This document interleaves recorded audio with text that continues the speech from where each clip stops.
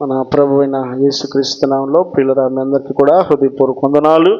దేవుడు తన కృపను అనుగ్రహించి నేటి దినాన మనల్ని కూడా సజీవుల లెక్కలో ఆయన మనల్ని ఉంచినందుకై ఆయనకి మహిమ కలుగును గాక. హల్లెలూయా, హల్లెలూయా.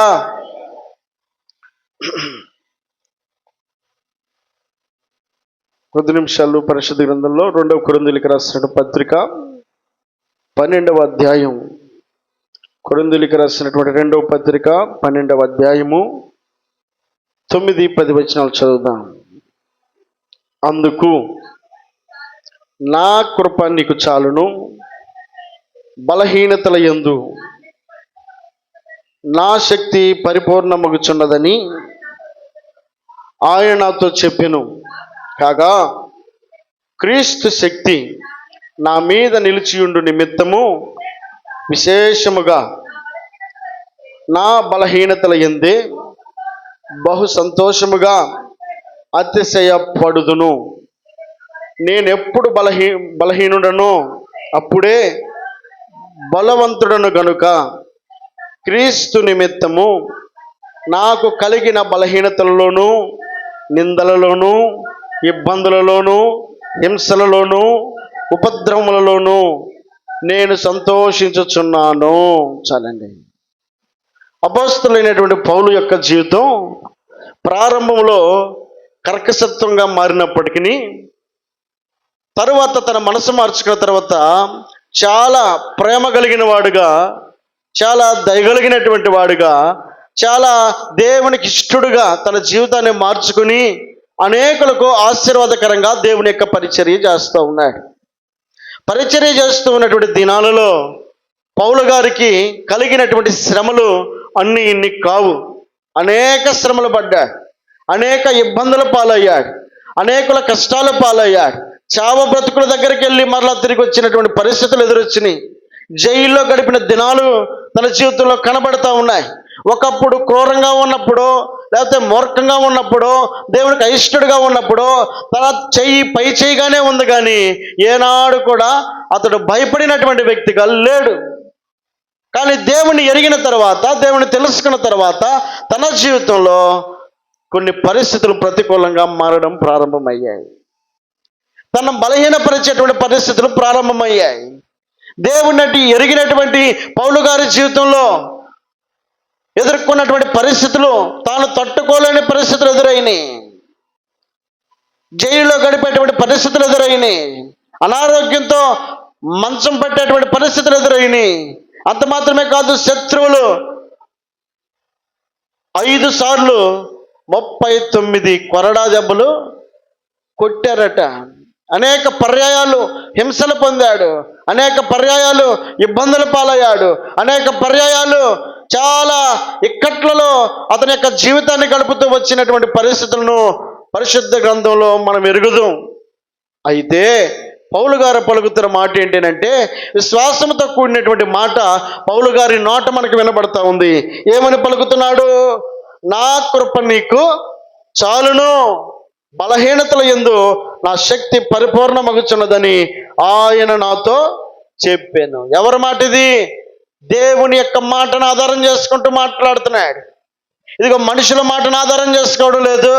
మనుషుల మాటను అతడు తన జీవితంలోకి ఆపాదించుకోవడం లేదు, కానీ కేవలం దేవుని మాటను అతడు తన జీవితంలో అప్లై చేసుకుంటూ ఉన్నాడు. తన జీవితంలో అతడు ఆ మాటను బట్టి బలాన్ని పొందడానికి ఇష్టపడుతూ ఉన్నాడు. ఈ మధ్యాహ్న కాల సమయంలో దేవుని యొక్క మాట జ్ఞాపకం చేస్తున్న మాట ఏమిటంటే, ఆయన అంటాడు, నేను ఎప్పుడు బలహీనుడను అప్పుడే బలవంతుడను. అది మనం గమనించాలి. మనం ఎప్పుడు బలహీనులమో అప్పుడే బలవంతులం. యోబు తన జీవితంలో ఎదుర్కొన్నటువంటి పరిస్థితి చాలా దారుణమైనటువంటి పరిస్థితి.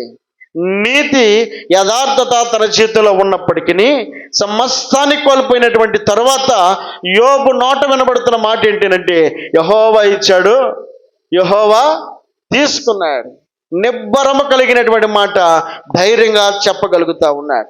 అంటే బలహీనత కలిగినటువంటి సమయంలోనే బలాన్ని కలిగినటువంటి మాటను యోబు నోట మనం వినగలుగుతా ఉన్నాం. అపోస్తలుడైన పౌలు ఏ మాటను ఆధారం చేసుకుని ఆయన మాట్లాడుతూ ఉన్నాడు అని మనం ఆలోచన చేసినప్పుడు ఇది మనుషుల మాట కాదు, దేవుడే నన్ను బలపరిచే దేవుడై ఉన్నాడని గ్రహించి ఆయన అంటాడు, ఆయన కృప మాత్రం నాకు చాలు. నేను ఎప్పుడు బలహీనుడను, ఆల్రెడీ బలహీన పడినటువంటి పరిస్థితులు తన జీవితంలో ఉన్నాయి. బలహీన పరిస్థితులు తన జీవితంలో కనబడుతూ ఉన్నప్పటికీ, కుదరని రోగము తన జీవితంలో ఉన్నప్పటికీ పౌలు గారు అంటాడు, నేను బలహీనుడినే కానీ ఆ బలహీనతలోనే నేను బలవంతునిగా మార్చబడుతున్నాను. దేవుని స్తోత్రం చెల్లిద్దాం. హల్లెలూయా. కృంగిపోయే ఆలోచన అక్కడున్నట్టు పౌలు గారి యొక్క నోట కనబడడం లేదు. నేను బలహీనుడైనప్పటికీ నన్ను బలపరిచే దేవుడు నా పక్షాన నిలబడి ఉన్నాడు, నన్ను ధైర్యపరిచే దేవుడు నా పక్షాన నిలబడి ఉన్నాడు. ఒక ధైర్యాన్ని పౌలు గారు వ్యక్తపరుస్తూ ఉన్నాడు. ధైర్యం కోల్పోయిన సమయంలో ధైర్యం కలిగిన మాట పౌలు గారి నోట వినబడతా ఉందండి. పరిశుద్ధ గ్రంథంలో ఒక మాట మనం జ్ఞాపకం చేసుకుంటే, కీర్తనల భాగము 18వ కీర్తన 17వ వచనం చూద్దాం. కీర్తనలు 18:17. బలవంతులకు పగవారు, నన్ను ద్వేషించువారు నాకంటే బలిష్ఠులై ఉండగా వారి వశము నుండి. ఒక మాట మనం ఆలోచన చేస్తే, భక్తుడైనటువంటి దావీదు దేవుణ్ణి ఎరిగిన వాడై ఉన్నాడు. బాల్యము నుండి దేవుని యందు భయభక్తులు కలిగిన వాడై ఉన్నాడు. అతను కూడా బలహీన పడేటువంటి పరిస్థితులు తన జీవితంలో వచ్చినాయి.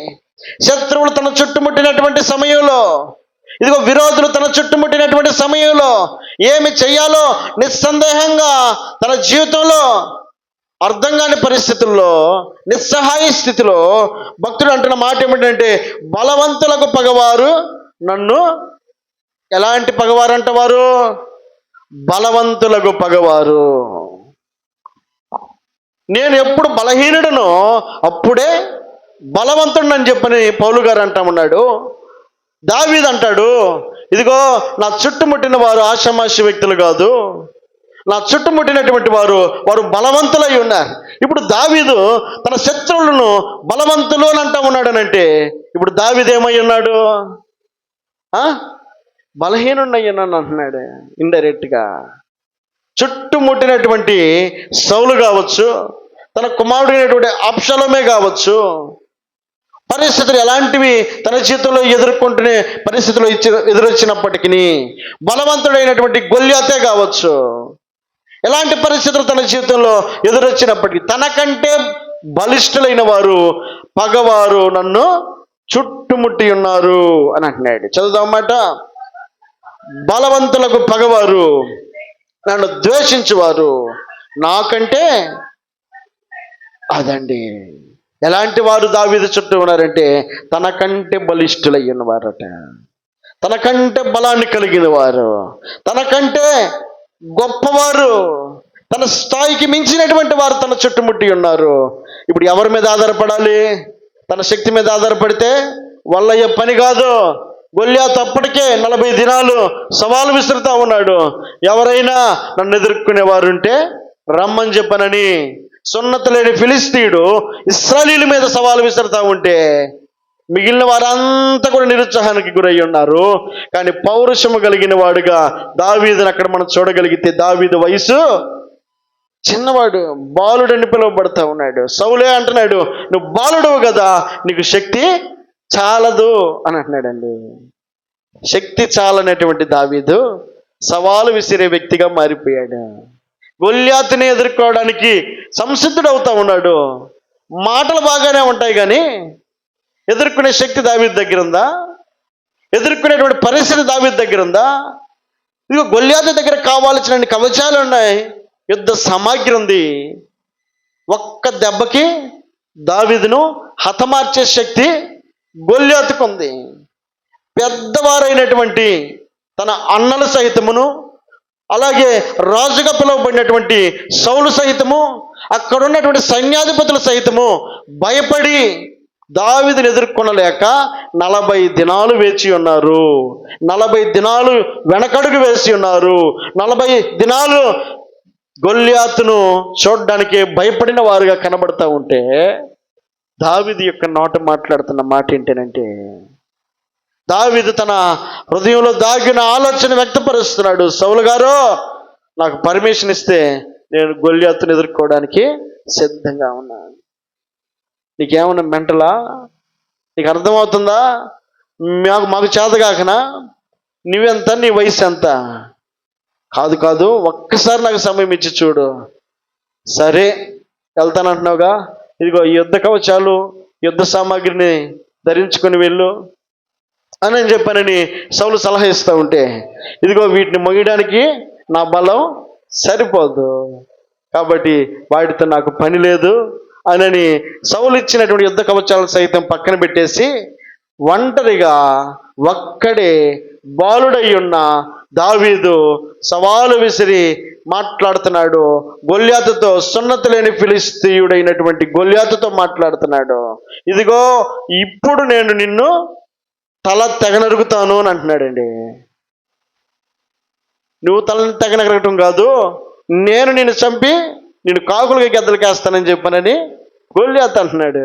గొల్యాతు అనే మాట వినడానికి వాస్తవంగానే కనబడినప్పటికీ దావీదు మాట్లాడే మాట ఏమాత్రం కూడా అది తనకు మించిన మాటగా కనబడతా ఉంది.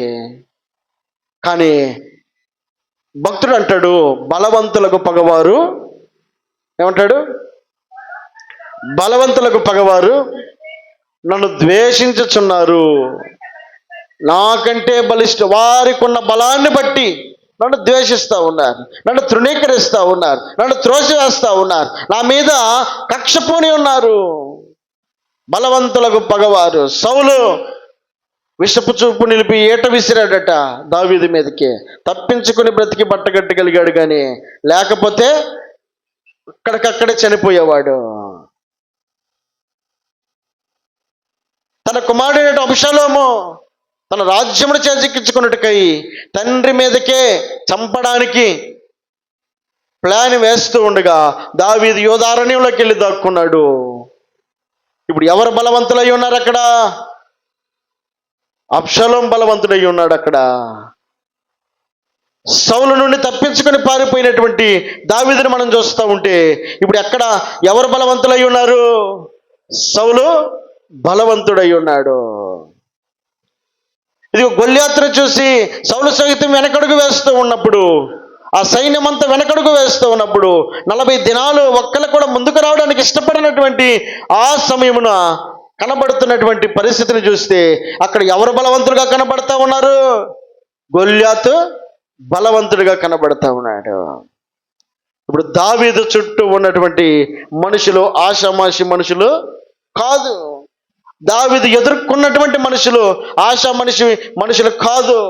బలవంతులకు పగవారు, దావీదును చంప చూసినటువంటి వారు, దావీదును హతమార్చాలనుకున్నటువంటి వారు, దావీదునికి కనుమరుగు చేయాలనుకున్న వారు దావీదు చుట్టూ ఉన్నారట.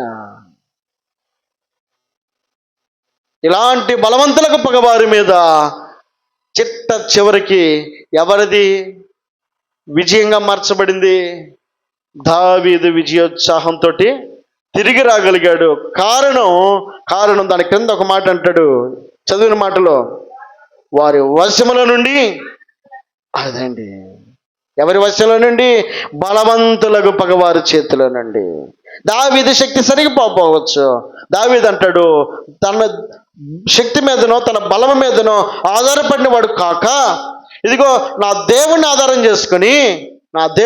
చేసుకుని ఇప్పుడు నేను నీ మీదకి వస్తా ఉన్నాను, నీ తల నేను తెగనరుగుతానని గొల్యాతుతో సవాలు విసిరితే, గొల్యాతుకు ఆ మాట చిన్నదిగా కనబడినప్పటికీ ఒడిసిలో ఒక్క రాయి తీసుకుని దావీదు విసిన రాయి నుదుటిని తగిలిన రాయితో గొల్యాతు బోర్లా ముందుకు పడినటువంటి గొల్యాతును కత్తితో తల తెగనరగటం, ఆ తల తెగనరికినటువంటి తల చేత్తో పట్టుకుని వస్తూ ఉన్నప్పుడు అనేకులు దావీదును ఘనపరుస్తూ ఉన్నారు. అనేకులు దావీదును చూసి 10,000 కొలది స్తోత్రాలని స్త్రీలు గొంతెత్తి ఘనపరుస్తూ ఉన్నారు. దేవునికి మహిమ కలుగును గాక. హల్లెలూయా. దావీదుకు ఎదుర్కొన్నటువంటి మనుషులందరూ బలవంతులే, కానీ దావీదు బలహీనుడన్న మాట వాస్తవమే. బలహీనుడే కానీ బలవంతుడైనటువంటి దేవుణ్ణి ఆధారం చేసుకున్నాడు, బలపరిచే దేవుణ్ణి ఆధారం చేసుకున్నాడు, బలాన్ని ఇవ్వగలిగినటువంటి దేవుణ్ణి ఆధారం చేసుకున్నప్పుడు దావీదు పరిస్థితుల యొక్క ప్రతికూలతలో దేవుని యొక్క గొప్పతనాన్ని తన జీవితంలో పొందుకున్నవాడై ఉన్నాడు.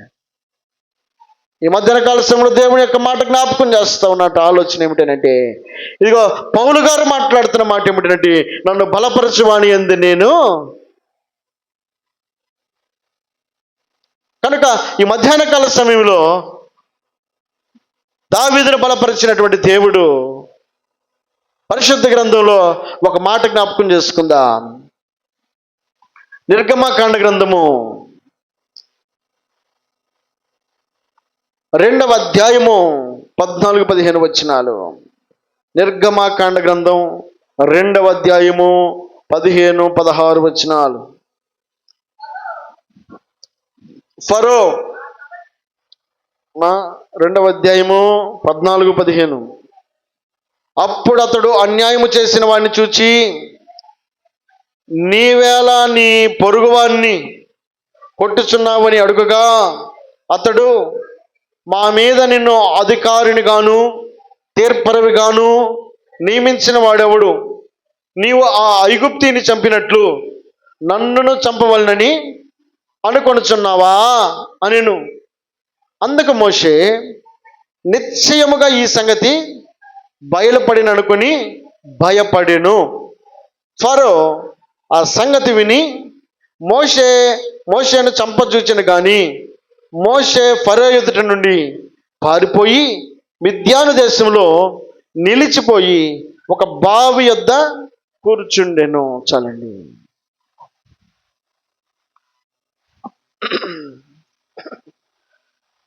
మోషే అనబడేటువంటి వ్యక్తి దేవుని చేత ఎన్నిక చేయబడినటువంటి వ్యక్తిగా మనం చూస్తూ ఉన్నాం. ఆ దినాలలో మోషే పారవేయబడిన దినాలలో మోషే పుట్టాడు. ఎందుకు ఆ మాట హెబ్రీయులకు రాసిన పత్రికలో ఆ మాట ఎందుకు రాశాడనంటే, అక్కడ ఉన్నటువంటి ఐగుప్తుల యొక్క జనాభా తగ్గిపోతూ ఉంది, ఇశ్రాయేలీయుల యొక్క జనాభా ఏమో పెరిగిపోతూ ఉంది. ఇశ్రాయేలీయులేమో వెట్టి చాకిరీ చేయడానికి ఐగుప్తీయుల యొక్క దేశంలో నివసిస్తూ ఉన్నారు. అక్కడున్న స్థానికుల యొక్క ఐగుప్తుల యొక్క బలమేమో తగ్గిపోతూ ఉంది. సంతానోత్పత్తి అలాగే ప్రజల యొక్క పెరుగుదల ఐగుప్తులకేమో తగ్గిపోతూ ఉంది. ఇశ్రాయేలీయుల యొక్క సంతానోత్పత్తి ఇశ్రాయేలీయుల యొక్క జనాభా పెరుగుదల ఏమో పెరిగిపోతూ ఉంది. స్థానికుల బలము కంటే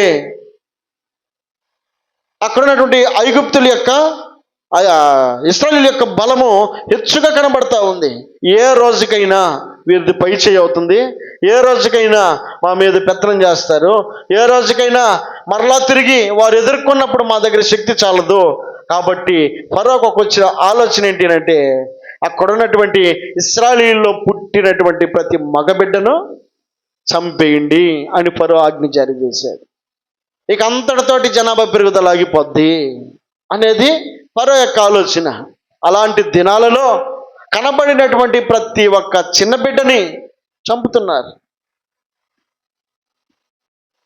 అలాంటి దినాలలో మోషే పుట్టాడు. మోషే పుట్టినప్పుడు దివ్య సుందరుడుగా ఉన్నాడు. ఆ దివ్య సుందరుడుగా ఉన్నటువంటి మోషేను తల్లి గారాభంగా మూడు నెలలు తన ఇంటిలోనే పెంచుకుంది. ఇక స్వరం పెరిగిపోతూ ఉంది, దాచిపెట్టడం కుదరని పరిస్థితి. మొత్తానికి ఆ బిడ్డను జంపెట్లో పెట్టి తన చుట్టూ కీలు పూసి నీళ్లు ఏమాత్రం కూడా దాంట్లోకి ప్రవేశించకుండా అంత సిద్ధపరిచి తీసుకెళ్ళి నైలు నదిలో వదిలిపెట్టింది. నైలు నదిలో వదిలిపెట్టబడినటువంటి ఆ బిడ్డ ఆ జమ్ము పెట్టెలో ఉన్నటువంటి ఆ బిడ్డ ఆ నీళ్ళకి కొట్టుకొని ఫరో కుమార్తె స్నానం చేస్తూ ఉండగా ఆ కుమార్తె స్నానం చేసే దగ్గరికి ఆ జమ్ము పెట్టి వెళ్ళింది. అది ఏమిటో చూద్దామని ఓపెన్ చేయగానే ఆ దివ్య సుందరుడుగా కనబడుతున్నటువంటి మోషేను చూసి ఆమె ఇష్టపడి ఆ బిడ్డను ఇంటికి తీసుకెళ్ళి పెంచుకుంటా ఉంది. ఆ బిడ్డ పెద్దవాడయ్యాడు. వాస్తవానికి ఆ బిడ్డ ఎవరు? ఇశ్రాయేలీయుడు. ఇప్పుడు పెరుగుతుంది ఎక్కడ? ఐగుప్తుల ఇంట పెరుగుతూ ఉన్నాడు. కొన్నిసార్లు మనం అంటాం, ఏదన్నా విషయం దగ్గరికి వచ్చేసరికి అప్పటి వరకు ఎలాగున్నా సరే, ఏదన్నా ప్రతి పరిస్థితికి ఎదురైనప్పుడు ఆ పరిస్థితులు వెంటనే వారు రియాక్ట్ అయ్యారనుకోండి, వారు కనుక స్పందించి ఆ పరిస్థితికి మనం సహాయపడ్డారనుకోండి, రక్త సంబంధం ఏడకపోద్ది అని అంటాం అనవా? ఇన్ని రోజులు ఎక్కడున్నా సరే ఆ సమయంలో, అవసరమైన సమయంలో ఒకవేళ ఆ వ్యక్తి కనుక సహాయపడ్డాడు అనుకోండి, దాన్ని దేంతో ముడిపెడతాం? రక్త సంబంధంతో ముడిపెడతాం. అట్లాగే మోషే ఎంతకాల ఐగుప్తీయుల ఇంట్లో పెరిగినప్పటికీ తన మనసంతా ఎక్కడుందో తెలుసా? ఇశ్రాయేలీయుల మీద తన మనసు ఉంది. అక్కడ ఒక రోజు అనుకున్నాడట, వెళ్ళి నా అనుకున్న వారిని చూసొద్దాం అనుకుని అక్కడికి వెళ్ళినప్పుడు అక్కడ ఒక మాట జ్ఞాపకం చేసుకుంటున్నట్లయితే ఆ 11వ వచనంలో, ఆ దినములలో మోషే పెద్దవాడి తమ జనుల యొద్దకు పోయి వారి భారములను చూచెను. అప్పుడు అతడు తన జనులలో ఒక హెబ్రీయుని ఒక ఐగుప్తీయుడు కొట్టగా చూచెను. అతడు ఇటు అటు తిరిగి చూచి ఎవడును లేకపోగా ఆ ఐగుప్తిని చంపి ఇసుకలో వానిని, ఎవరో మోషే, మరో కుమార్తె యొక్క ఇంట్లో ఉంటూ అక్కడే తింటూ అక్కడే జీవిస్తూ చూసొద్దాం అనని అక్కడికి వెళ్ళేసరికి ఐగుప్తీయుడు ఒకడు, హెబ్రీయుడు ఒకడు, ఇద్దరు కొట్టుకుంటున్నారు. కొట్టుకుంటుంటే మోషే మనసు ఎక్కడుంది? హెబ్రీయుడి మీద ఉంది. తన స్వరక్తం కనుక హెబ్రీయుడి మీద ఉంది కనుక ఏమంటున్నాడు? ఇప్పుడు ఆ ఐగుప్తుని కొట్టాడనంటే ఆ వ్యక్తి చనిపోయాడు. ఇప్పుడు ఏం చేశాడు? అక్కడ రాయబడిన మాట ఏమిటంటే అటు ఇటు చూశాడంట. తప్పు చేసినప్పుడు ఖచ్చితంగా ఏ స్వభావం ఉండాలో ఆ స్వభావాన్ని మోషే కూడా కలిగి ఉన్నాడు. అటు ఇటు చూసి ఎవరు చూడలేదనుకొని ఇప్పుడు ఇసుకలో కప్పెట్టి కాము ఎరగనట్టుగా వచ్చాడు. మరుసటి రోజు ఏం జరిగింది? అతడు బయట నడిచి వెళుచుండగా హెబ్రీయులైన మనుషులిద్దరూ పోట్లాడుచుండిరి.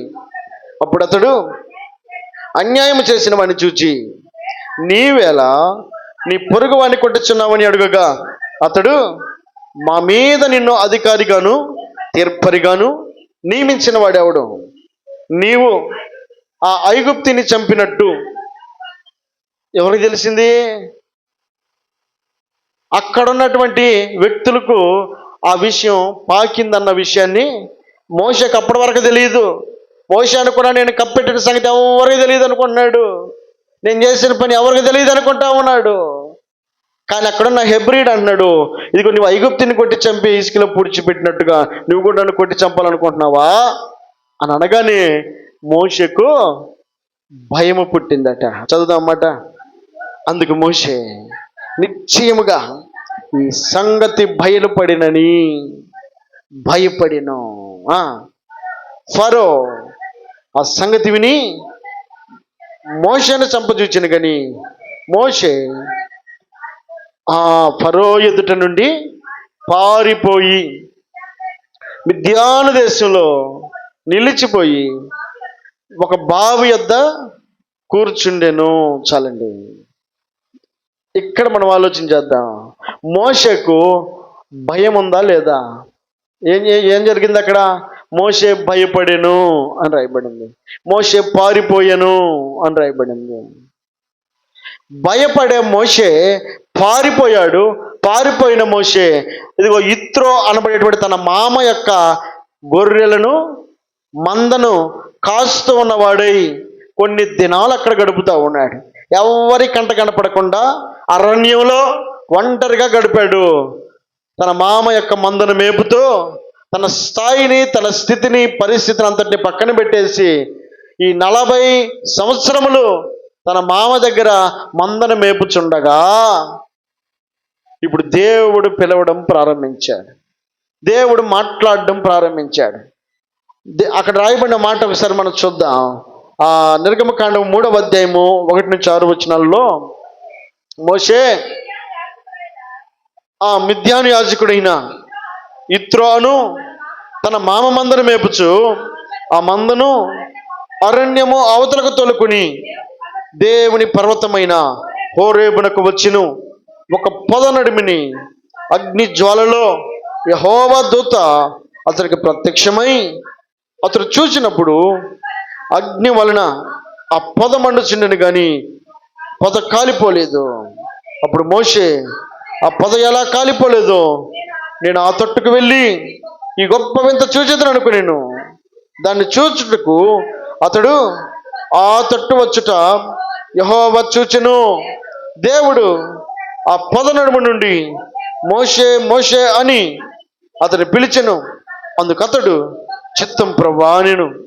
అందుకాయన దగ్గరకు రావద్దు, నీ పాదముల నుండి నీ చెప్పులు విడువుము, నీవు నిలిచి ఉన్న స్థలము పరిశుద్ధ ప్రదేశమనెను. మరియు ఆయన, నేను నీ తండ్రి దేవుడును, అబ్రహాము దేవుడును, ఇస్సాకు దేవుడును, యాకోబు దేవుడని చెప్పగా మోషే తన ముఖమును కప్పుకొని దేవుని వైపు చూడ వెరచెను. చాలండి. దేవుడు మాట్లాడుతున్నాడు. భయపడినటువంటి మోషే, పారిపోయినటువంటి మోషేతోటి కొన్ని దినాలు ఏదో తన మామ దగ్గర పనిచేసినప్పటికీ ఇదిగో దేవుని యొక్క చిత్తములో ఉన్నటువంటి మోషేని ఇప్పుడు దేవుడు పిలవడం ప్రారంభించాడు. మోషే, ఆ పొద కాలిపోతున్న పొదల నుండి దేవుడు మాట్లాడుతున్నాడు, నువ్వు చెప్పులు విడిచి నా దగ్గరికి రా. మరి ఏం మాట్లాడుతున్నాడు? మోషేతో మాట్లాడుతున్న మాట. మోషే తన మాటలను మనం అక్కడ గమనించినట్లయితే ఆ 10వ వచనాన్ని చూద్దాం. కాగా రమ్ము, నిన్ను ఫరో యొద్దకు పంపెదను. ఇశ్రాయేలీయులైన నా ప్రజలను నీవు ఐగుప్తుల నుండి తోడుకొని పోవలెను. వాస్తవంగా అరణ్యంలో ఎందుకు దాక్కున్నాడు? ఫరోను చూసి భయపడేగా.